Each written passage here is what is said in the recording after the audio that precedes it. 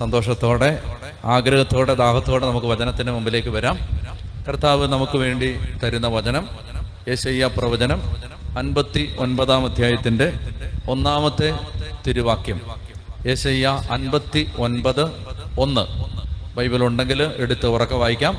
യെശയ്യാ പ്രവചനം 59 അധ്യായം 1-ാമത്തെ തിരുവചനം വായിക്കാമോ?